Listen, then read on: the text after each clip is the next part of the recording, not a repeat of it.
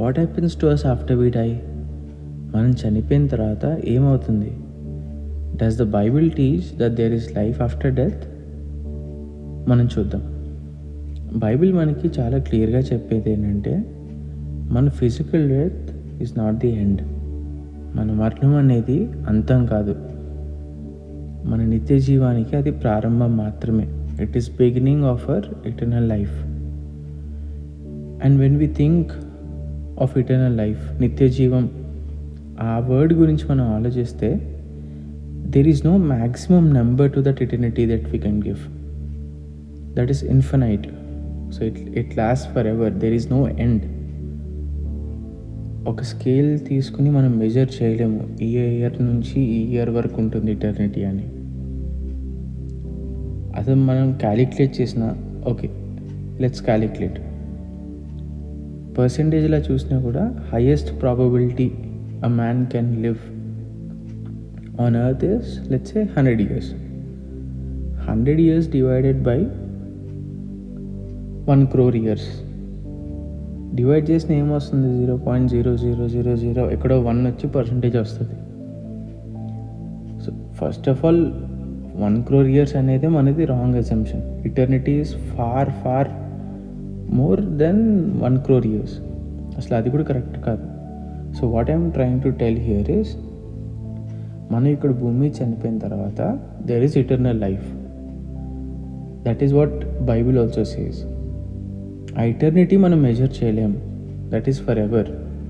ఇప్పుడు ఆ eternal life good న్యూసా లేదా బ్యాడ్ న్యూసా అనేది మనకి ఇక్కడ ఎర్త్ మీద మనం తీసుకున్న చాయిసెస్ బట్టి, ఇక్కడ ఎర్త్లో మనం చనిపోక ముందు ఎంచుకున్న మార్గం బట్టి ఉంటుంది.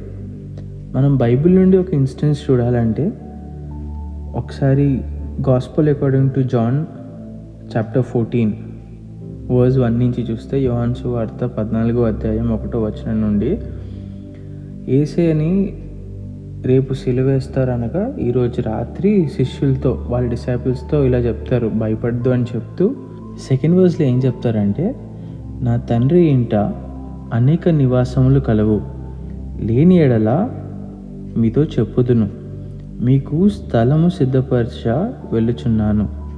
నేను వెళ్ళి మీకు స్థలము సిద్ధపరిచిన ఎడల నేనుండు స్థలములో మీరును ఉండులాగున మరలా వచ్చి నా యొద్ద నుండుటకు మిమ్మల్ని తీసుకొని పోవుదును.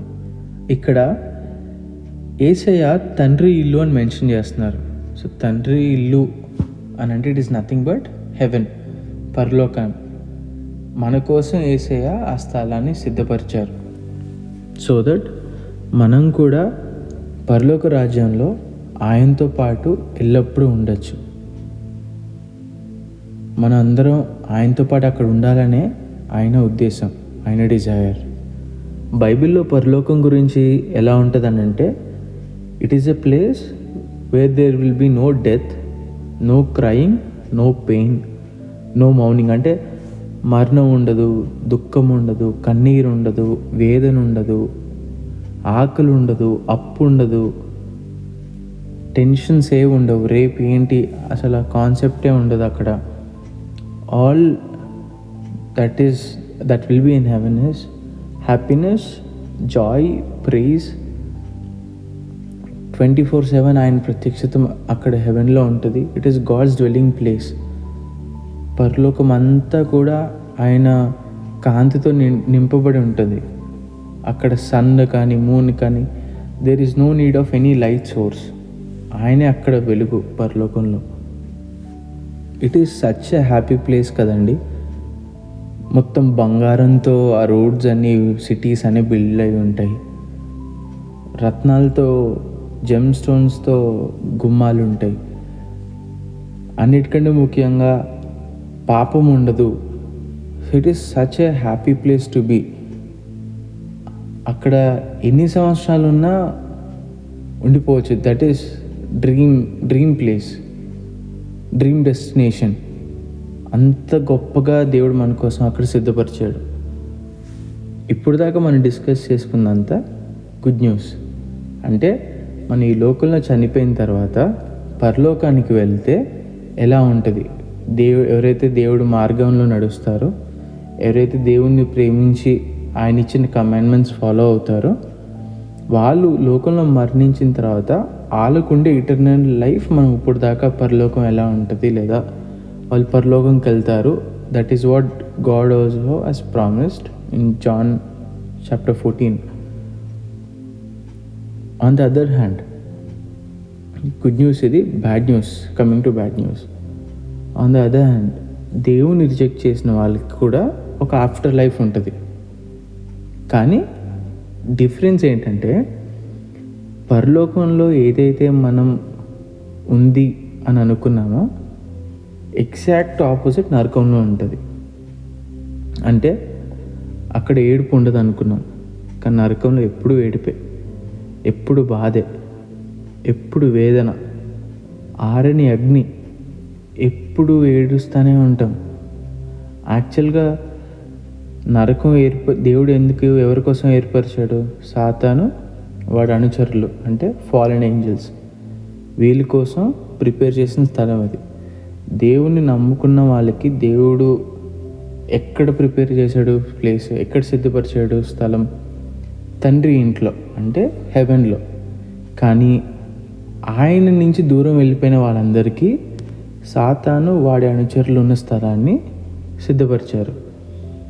ఎట్లా అయితే పరలోకంలో ఫర్ ఎవర్ మనం దేవుడితో ఉంటామో, ఇక్కడ కూడా there is no end, for ever. అక్కడ నరకంలో ఆ ఆరిని అగ్నిలో మనం ఉంటాం.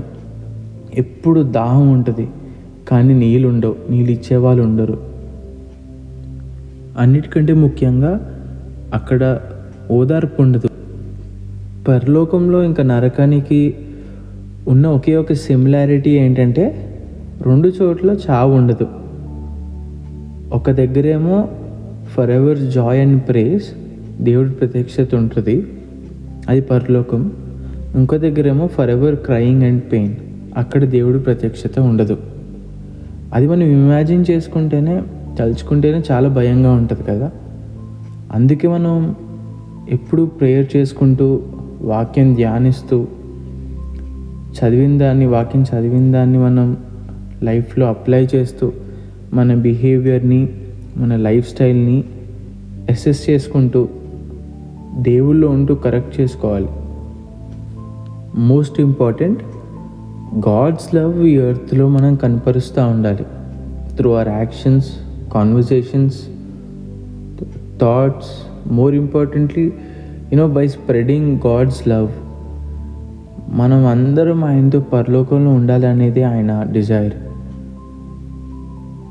మనం ప్రతిరోజు మన లైఫ్ స్టైల్ని బట్టి దేవుడి ప్రేమ అందరికీ తెలియాలి, మనము షేర్ చేసుకోవాలి అందరితో ఆయన ప్రేమ ఎలాంటిదో.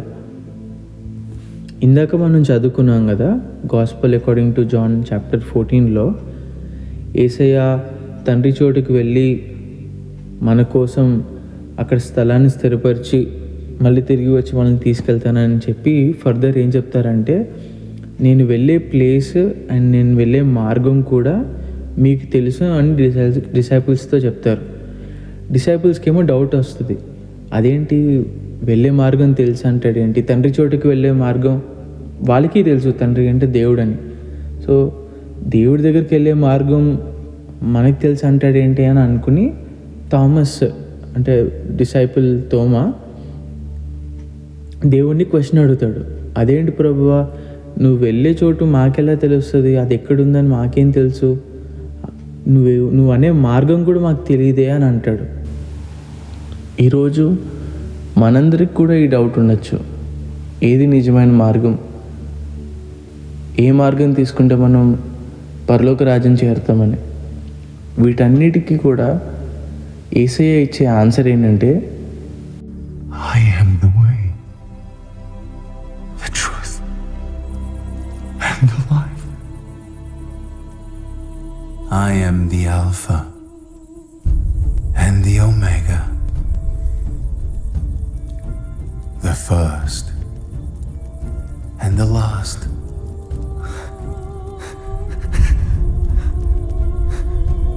The beginning and the end. My lord, I had been expecting death to come.